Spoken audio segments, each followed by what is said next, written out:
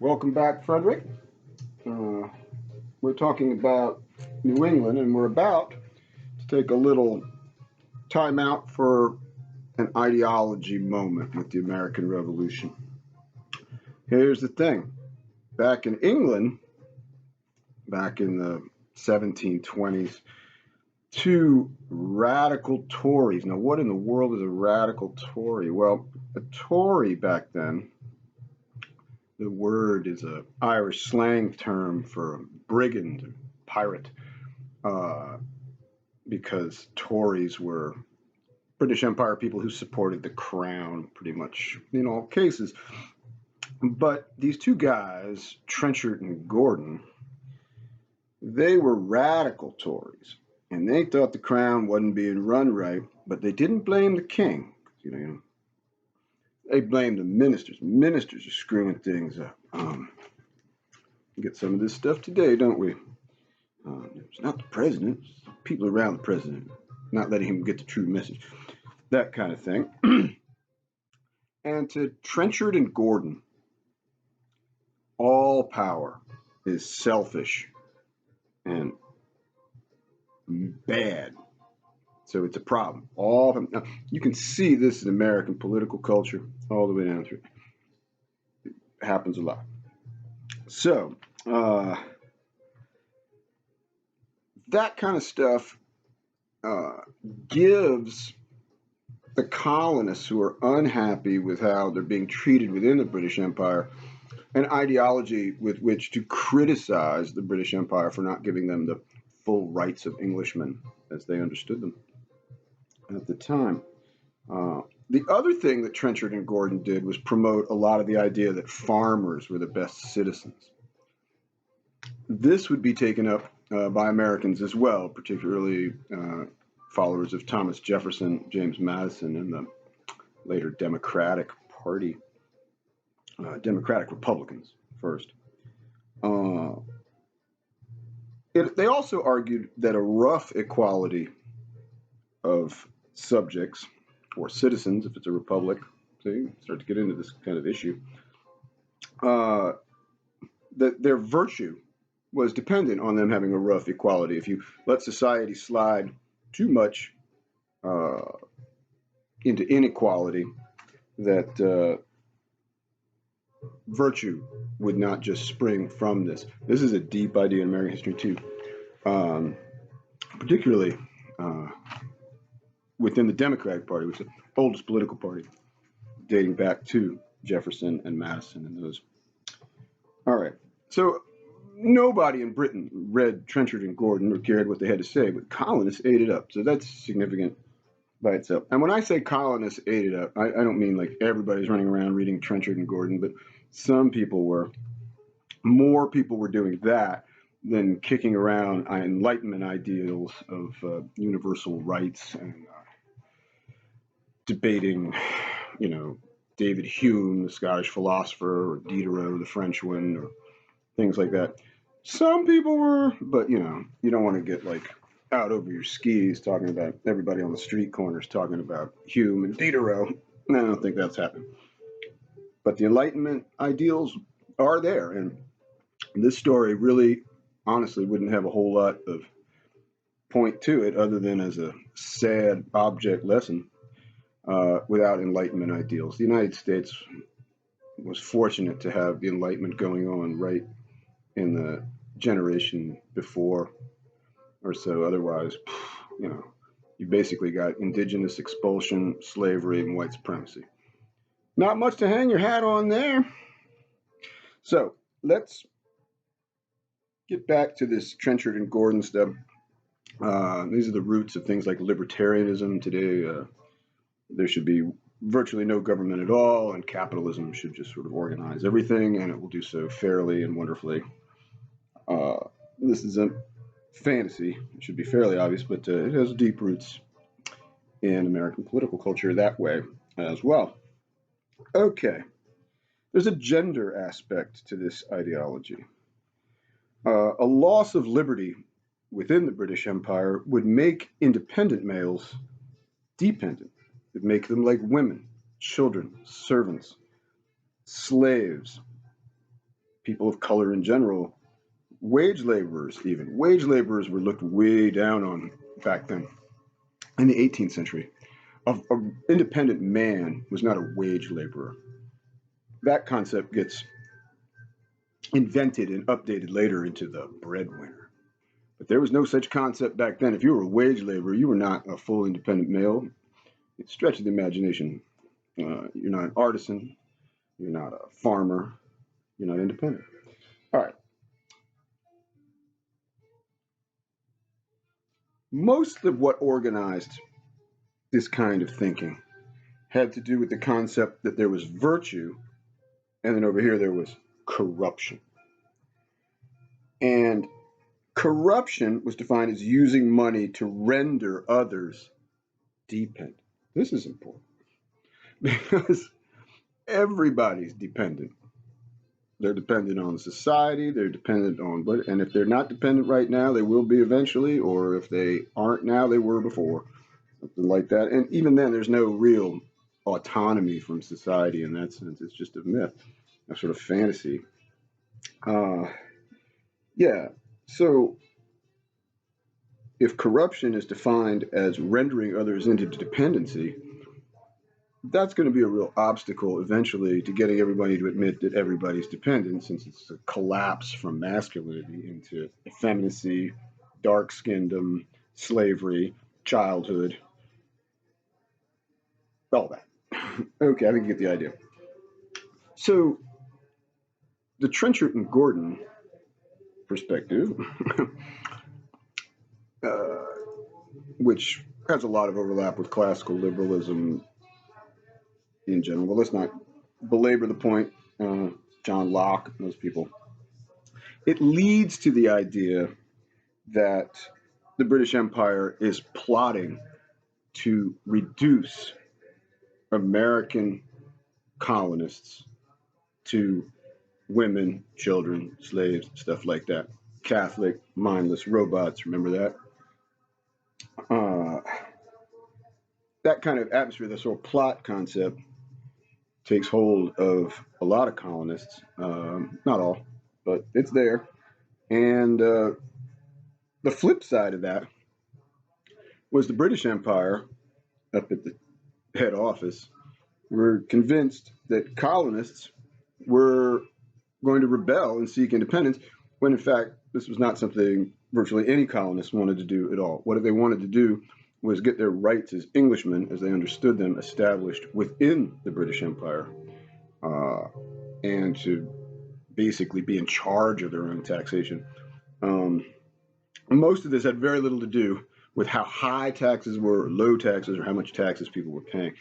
It's in there a little bit, but much more important was who had the right to tax who. That's why people who do Tea Party, like, unless the Tea Party was saying that the United States government had no right to tax, it's not that taxes are too high or low. That's nothing to do with it. It's, do you have the right to tax? And colonists were mad about this. Famously, no taxation without representation. But most people didn't get represented in the British Empire. The British Empire had this concept called virtual representation. Very convenient concept. It meant that you don't vote, you don't have a say, but that you are virtually represented in Parliament. Same concept applies to slaves, women, children. Get the idea? They are under virtual representation by their fathers and husbands and household head. So gender is in the middle of these ideologies, and you can explore that further. All right, now I think I'm going to turn to New England and how did we get this way?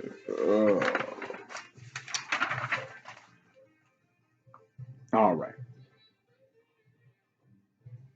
So the first fuss, right, in Boston is a new tax called the Sugar Act. And that really wasn't a super big a deal. But the Currency Act, which barred paper money in the colonies, that was a problem because rich people like expensive money, small amount of currency. So gold, silver, well, gold especially. Poor people and debtors tend to like some inflation with their money. They like paper money that will be cheaper to pay off debts with in the future than it is when you incurred them, hopefully, because the whole thing you're going to mess anyway. Uh, and there's more money around. So the currency is worth less, but there's a lot more of around. And so that works for poor people. Having money be really valuable, but you don't have a shot in hell at getting it any, that is a short money supply, and that leads to deflation. That means that money grows in value, but nobody has any money to buy anything except these rich people. The opposite is the inflation, where the money becomes so worthless that people are going around with wheelbarrows for money, and that is suboptimal as well, to say the least. But there's always a tension in American history pushing between the lower and the upper about how much money is going to be worth, how it's going to be distributed, and it plays a big role in the American Revolution too. Okay, so by the 1760s, like I told you, Boston was really poor. In the 1760s, you also have economic downturn, all that kind of stuff. Seaports are getting poorhouses that are filling up more and more. And a town like Boston is like a lot of port towns in the colonies. You have competing elites. Uh, those that are around, usually the governor, they have the royal favor elites. And then you have the less clout elites out here. They're on the outside of all that cool royal governor special deal program that's going on with these elites here. It is these less clout elites that will end up forming the Sons of Liberty in order to get out ahead of the people underneath them. People like this guy, Ebenezer McIntosh, who's one of those let's go burn the Pope every November guys. Let's go have like gang fights and stuff. But also, hey, what is the British Empire got for me? Is this all about like reforms for elites? Like Sam Adams, kind of hippie elite guy that he was, right? He like hung out in taverns, famously associated with ale, had a big dog, was, as an elite went, a pretty chill guy. Went down in history with the ale and everything, I know. And it's exactly the people like him that are looking to form the Sons of Liberty so Ebenezer McIntosh and his people don't say, hey, our problem isn't just with these royal clout elites over here. Our problem is with you. So, how do you get out ahead of that? Well, you want to focus the anger of Ebenezer McIntosh and these people who have much, much less, even wage laborers. You want to turn their anger toward those royally collected elites over there with the governor. And that's exactly what the Sons of Liberty actually very successfully do. So they create a cross-class alliance of insurrectionists. These people do not want to leave the British Empire. Do not, we fuss about this all the time, historians do, but that was the last thing on these people's minds, at least for quite some time. You've got to get past 1775 into 76 before it's going to be all or nothing. And So you got to get that out of your mind in case you still have that. Like, oh, they just wanted liberty and freedom, and then they fought this war, and then they got out. Like, that's not what's happening. No, no. Okay. Um,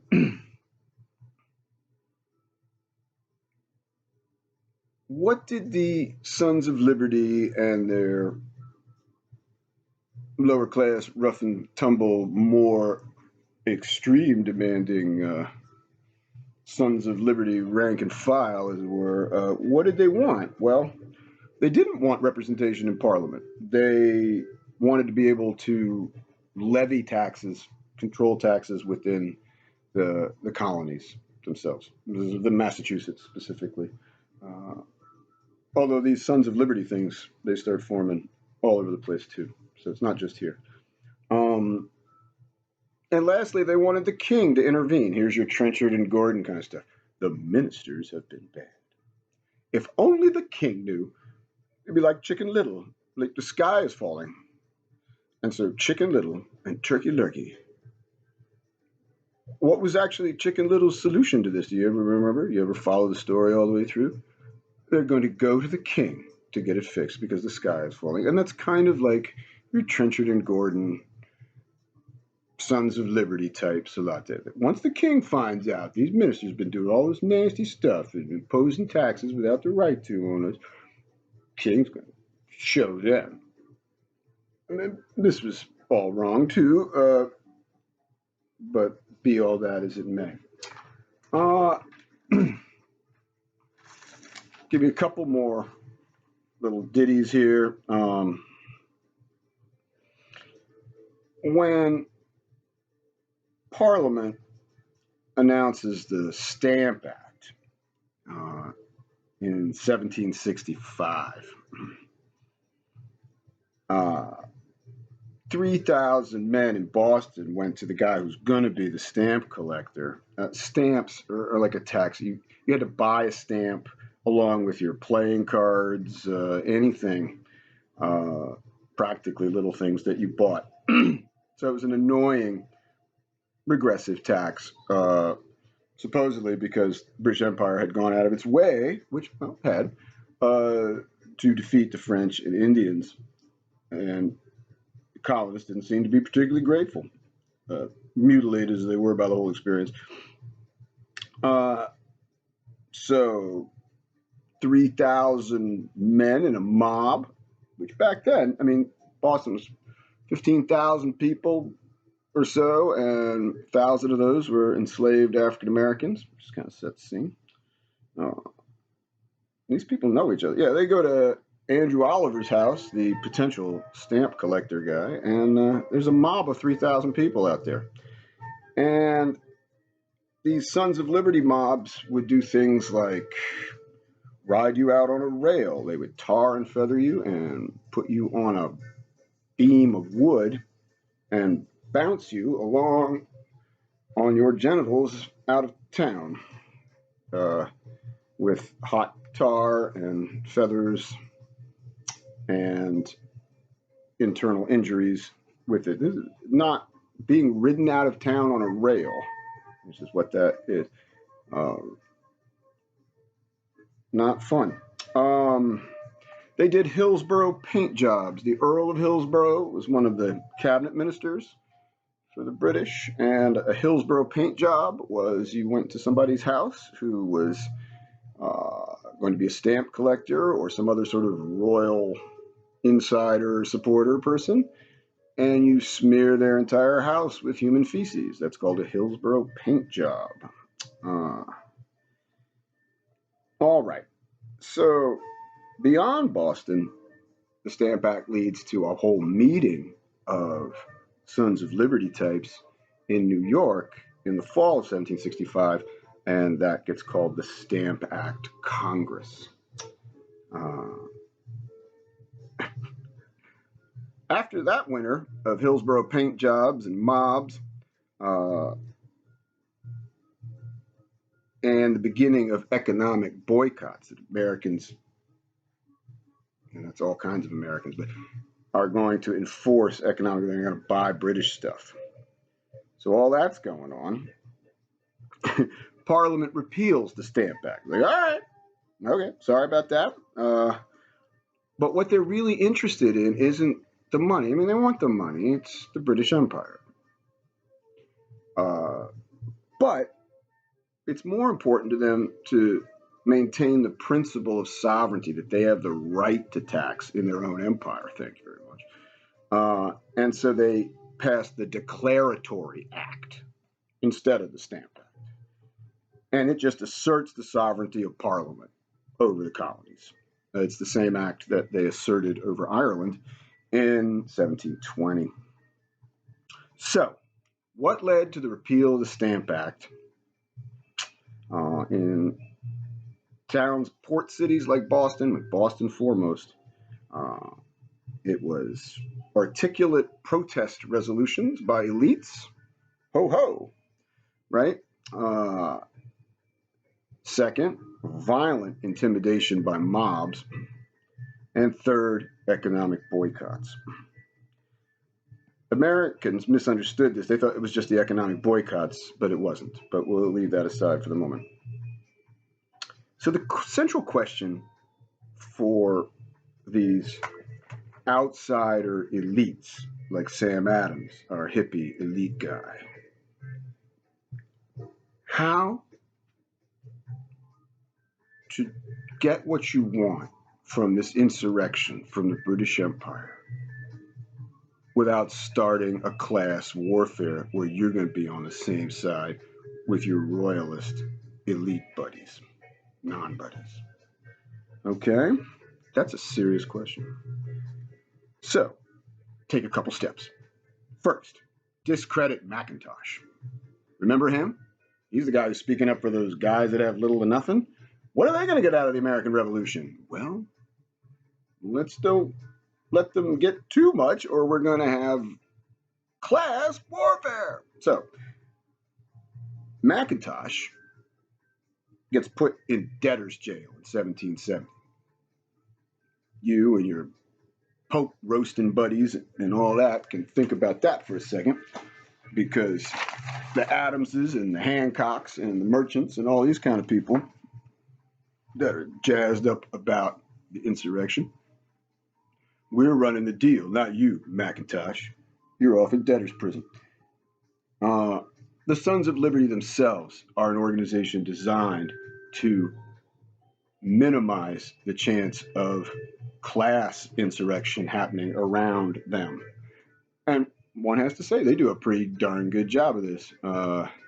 They channel the anger of the people below them right at the people that they want to go channel the anger at, and not at themselves, who are playing just as big a role in keeping these people down there, basically. So, that's the thing. Okay. We're going to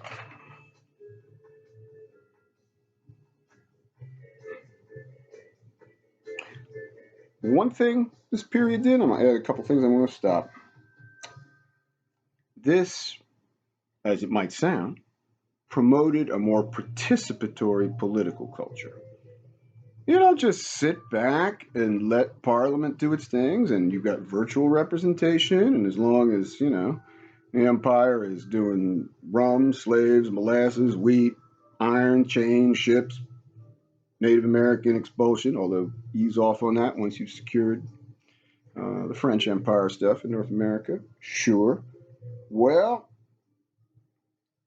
now you've got Ebenezer Mackintosh, till he got, thrown under the bus there a little later, and his crowd are getting involved in this too, in a way that they never had been in politics before.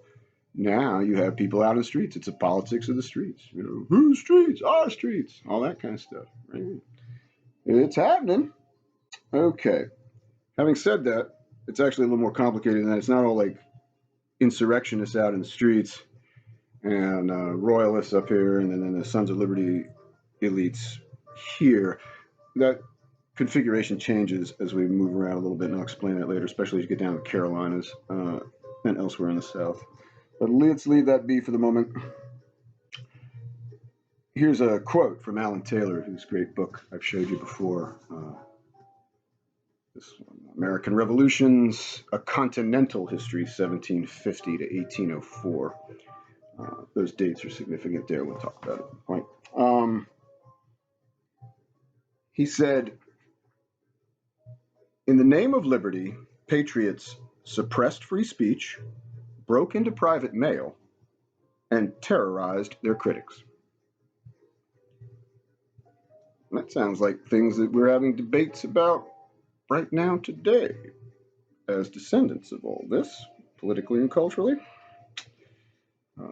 As a final note, though, John Hancock, the outsider elite guy, Sam Adams' buddy, uh, well known, put his John Hancock on it, all that. Uh, During the economic boycotts, he was secretly importing stuff, smuggling, so he could get bigger. And while these other people were honoring the boycott, this reminds you of like the pandemic people. It's like, oh, while you're distancing and wearing a mask, I'm out here like cleaning up, doing some crazy irresponsible thing.